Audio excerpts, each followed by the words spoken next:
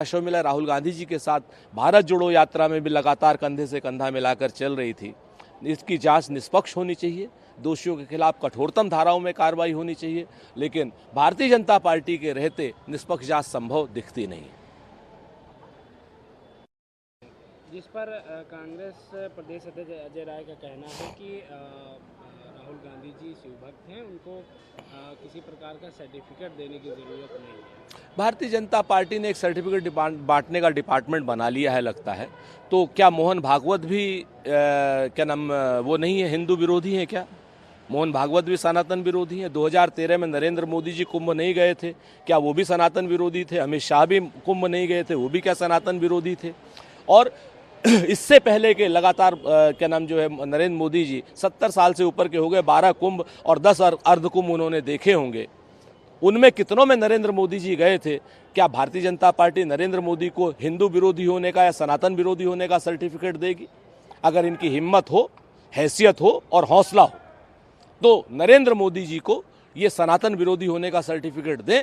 हम राहुल गांधी जी को बता देंगे। राहुल गांधी जी शिव भक्त भी हैं, राहुल गांधी जी धर्म भक्त भी हैं, राहुल गांधी जी समाज भक्त भी हैं, और सबसे बड़ी बात है राहुल गांधी जी संविधान भक्त भी हैं। हमें सर्टिफिकेट जो है भारतीय जनता पार्टी जैसे धर्म विरोधी लोगों से लेने की आवश्यकता नहीं है। भाजपा तो हमेशा चिंगारी का खेल करती है। वो तो चाहती है कि नॉर्थ साउथ हो जाए, भाषाई विवाद हो जाए, किसी चीज़ का समाधान तो वो चाहती नहीं। वो तो चाहती है कि विषाक्तता आ जाए, सांप्रदायिकता आ जाए। वो तो चाहती है कि किसी भाषा के एक शब्द को इस्तेमाल करने से उसको कठमुल्ला बना करके उस भाषा को जो है ख़त्म कर दो। वो तो चाहती है कि कठमुल्ले के हिंदी पोंगा पंडित होती है, इस पर वो कोई बात नहीं करना चाहती। सभी भाषाओं का सम्मान होना चाहिए। लोकल भाषाओं का जब तक सम्मान नहीं होगा तब तक क्षेत्र का सम्मान नहीं होगा। भारत का संविधान कहता है कि हर व्यक्ति के अभिमान की, सम्मान की और संविधान की रक्षा होनी चाहिए। और भाषाई विवाद में तो बहुत स्पष्ट बात है कि देश में सभी भाषाओं का सम्मान होना चाहिए। भारतीय जनता पार्टी भाषा के नाम पे चिंगारी का खेल खेल रही है। तो आप अपनी क्या नाम लाइए, कोई ना कोई इस तरीके का संविधान का संशोधन लेकर के आइए। अगर फिटनेस है तो कैसे नहीं आप देंगे? अगर उनकी फिटनेस आरटीओ दिल्ली का कर रहा है तो कैसे नहीं देंगे?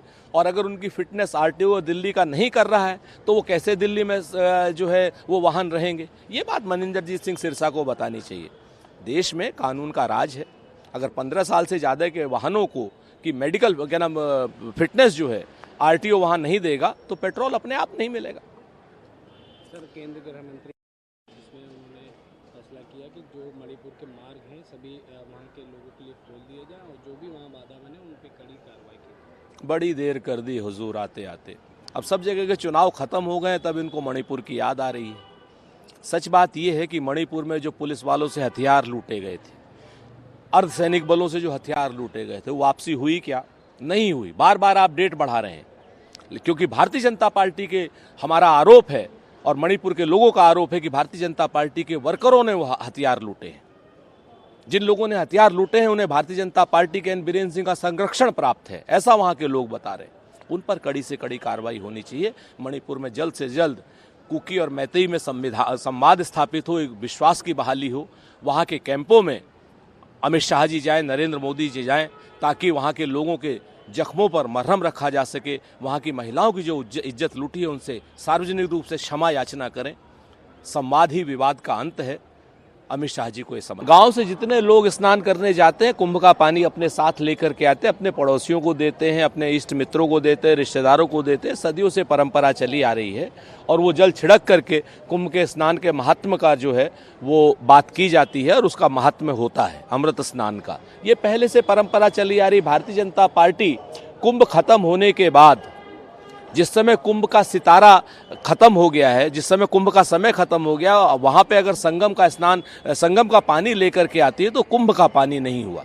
भारतीय जनता पार्टी मूल रूप से सिर्फ और सिर्फ लोगों को मूल मुद्दों से ध्यान हट जाए उससे काम कर रही है। बेरोजगारी संभल के लोगों की दूर करो ना, कौन रोक रहा है? कुंडों में पानी डालिए, अच्छी बात है, जिनको नहाना है वो नहाएंगे, लेकिन ये कोई समाचार है? सच बात यह है कि जितने लोग कुंभ में गए, चाहे संभल से गए चाहे पूरे देश से गए, सबके सब कुंभ का पानी लेकर के गए हैं और सबके सब लोग अपने स्नान कुंडों में डालते हैं, इष्ट मित्रों को देते हैं और कुंभ के स्नान का जो पुण्य है वो अर्जित करने की बात करते हैं। तो ये भारतीय जनता पार्टी का सिगूफा है। प्रशासन सिर्फ भारतीय जनता पार्टी की चाटुकारिता करने में लगा हुआ है।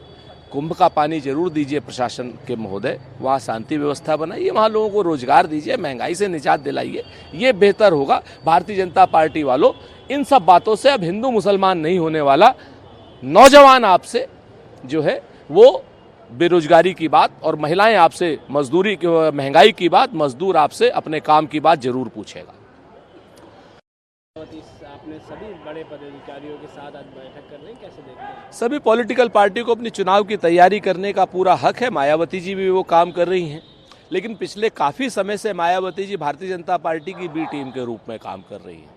तो तैयारी वो कितनी भी कर लें, आखिर में जो फ़ोन उनको दिल्ली से आएगा उस फोन के अनुसार वो काम करेंगी। तो पदाधिकारियों के मन में बड़ी बेचैनी है, मायावती जी का जो वर्कर है उसके मन में बड़ी बेचैनी है, उनके वोटर के मन में बड़ी बेचैनी है कि मायावती जी आखिर कौन सा दबाव है जो संविधान विरोधियों के दबाव में आकर झुक जाती हैं।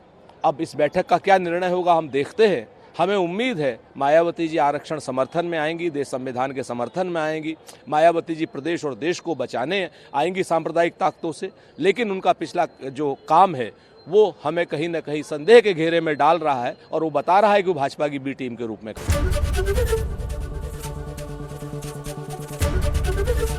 एबीपी गंगा, खबर आपकी, जुबान आपकी।